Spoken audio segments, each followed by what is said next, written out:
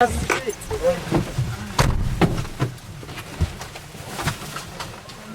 just wanted to grab something to eat.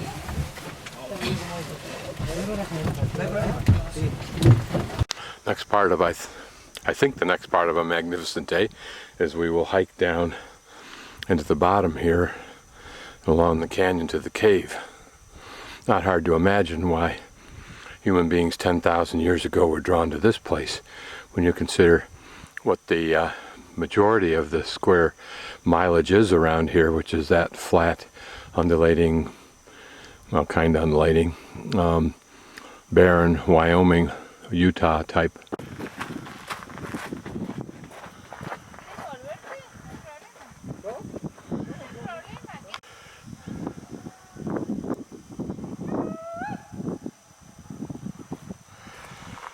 Reminds me of Canyon de Chelly a bit, but different, of course.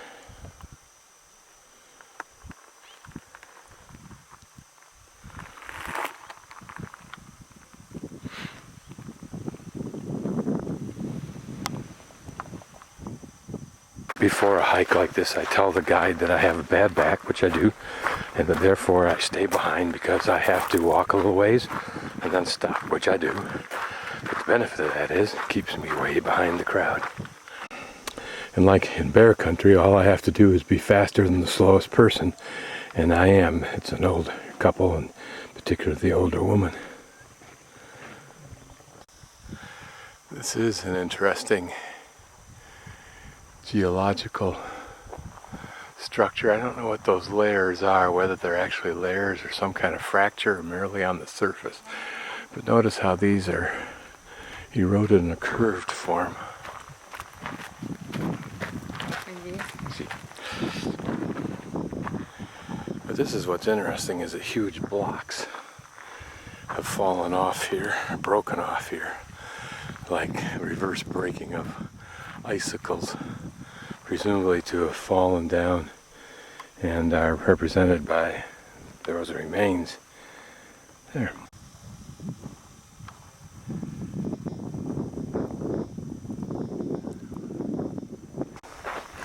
As I walk underneath this, thinking of my agnostic ways and mindset, I also notice these rocks that have fallen off that remove even more of the supporting structure for the remains of the icicles, if you will.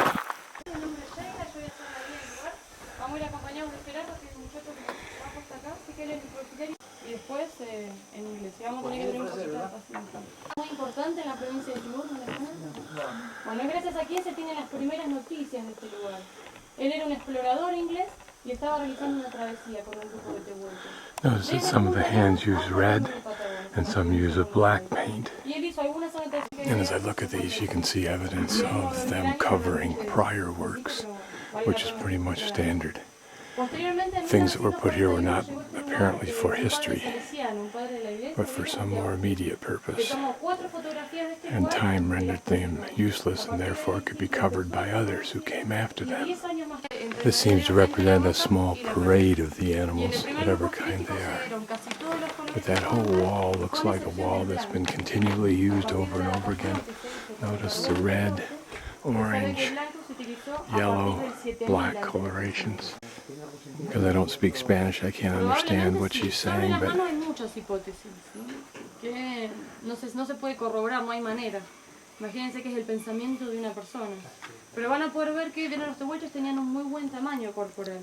Llegaban a 12 centímetros de ancho y 12. Taking the broader view of this artwork and panning around to the rear, you see the spectacular context in which they recorded their mementos, if you will.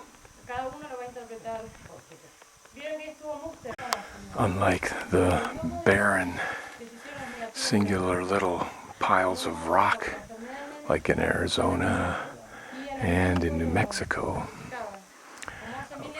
where there are found numerous inscriptions over time, here, it's as though the inscriptions are in this temple. Black color. Yeah? From the crack to the left, you will see a guanaco. Could you see? No? See another guanaco. This is a group. Yeah? And some centimeters up to each guanaco, you will see a figure, very, very small, a human figure made with lines. A human. Another. Yes, and then you have one like this. So you will see that the colors are mixed too. That's a copper that's being used there, base paint. So to kind of summarize what the guide has said in English, is that the ones that are most visible or clear are because they're protected. The range of time is between roughly 1,300 years and 9,300 years ago. There are the handprints of men, women, children. Apparently a disproportionate number of young women. The larger hands are found at the top, and they're presumed to be men who perhaps were more athletic, had a greater reach, or who knows. Now here you see some very small hands that might well reflect the children, and above it some larger hands. Although she said that the size of the handprint can be determined by the angle at which the material was blown on the hand. If it was blown from the sides, both sides, then it might be a more slender hand of a woman. You may be able to notice an outline that's almost dotted, and I think it's supposed to be the hunter, but I'm not clear. You see the head, maybe the back or whatever, in the upper left-hand corner.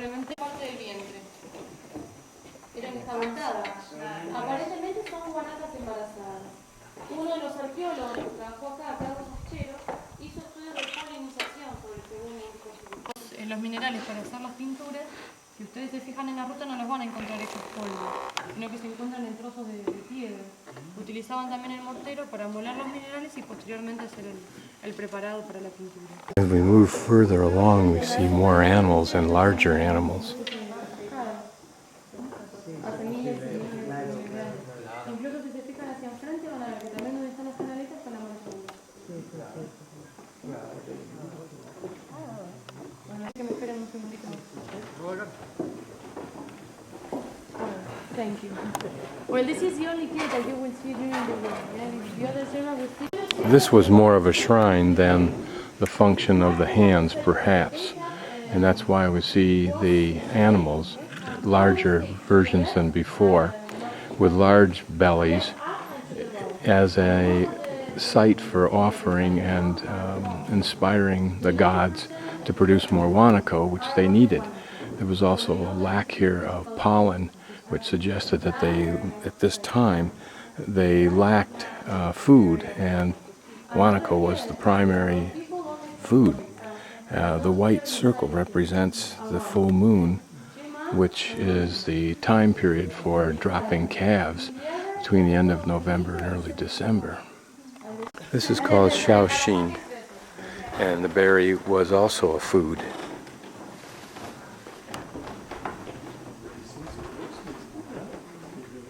These next pictures are 5,000 to 3,000 years.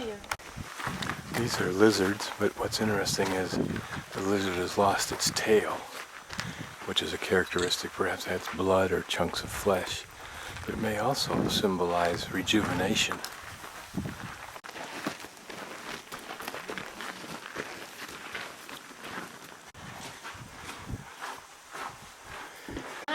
Here's another wall very much like the first one, just loaded with hands, and hands almost only.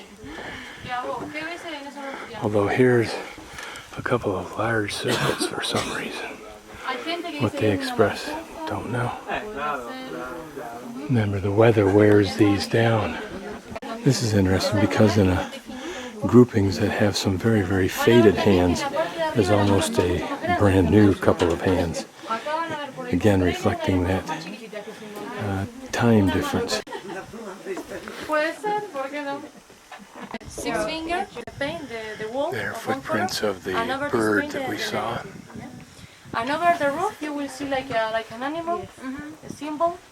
The scientists compare this symbol with all the animals of this area. But apparently, this is Gradin, the archaeologist, called this symbol El Gualicho. El Gualicho. That for us, Gualicho is like in a witch. Yeah. I'm not sure. Pero solamente le puso ese nombre para identificarlo del resto porque ella es pero cuando llegó el momento de la luz, la mujer se bajó de la camilla y tuvo el bebé. Exactamente, que incluso hoy se está incorporando en muchos países de Europa. Fíjense debajo de la mujer que se ve una manchita roja, como el bebé saliendo. Y si miran hacia la derecha, And this wall reflects more recent paintings that have more creativity to them. Notice the herd of either Guanacos or llamas, I'm not sure. Certainly illustrations of men or of human. Not sure what that one is. Circle is interesting. Here the circle with the dots in it. How is it related to that whole graphic of dots? Part of this long graphic, if I can get it in, is wonder what that udder type thing on the top is. Looks like an udder with three teats to the left. And why this long arm going down or whatever. And are these old or new abominations? That has a look of the bird, but I can't tell. Yes, it is the bird. You can see the two legs.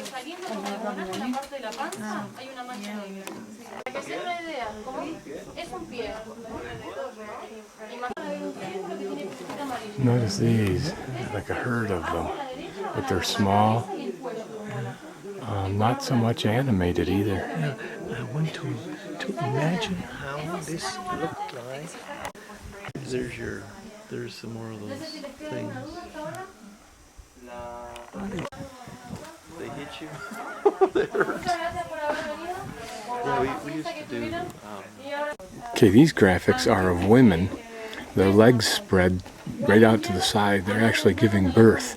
And or that looks like there's a C or to the left of that is supposed to evidence the baby coming out.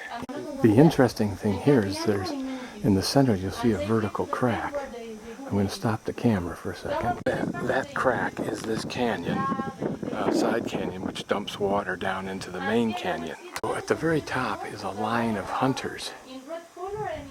And what those line of hunters are going to do is when the Guanaco comes to drink every 4 or 5 days on top of that ledge, but in that stream bed, they will force it into the stream bed and then kill it with either spears or bolos or whatever. But that's what this represents.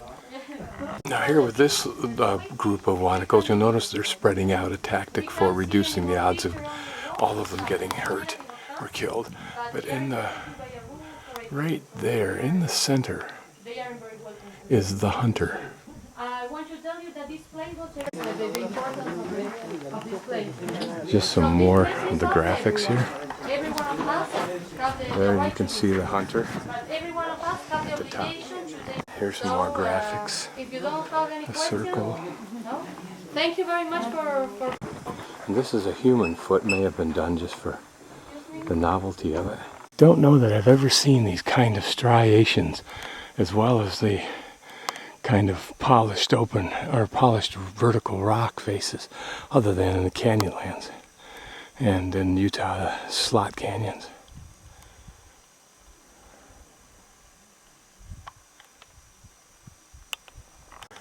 Be fun to watch the water cascade off that cliff and drop down. If it ever gets enough volume to get away from the wall. I don't see that it does actually. Unless there's a little pond up there that I can't see. Those trails on the other side are the trails of the Guanaco. I asked her if it was their habit at all as a hunting strategy to force the animals off the cliff as they do with buffaloes. She said no, they did not. I find that difficult to believe totally, that in 9,000 years.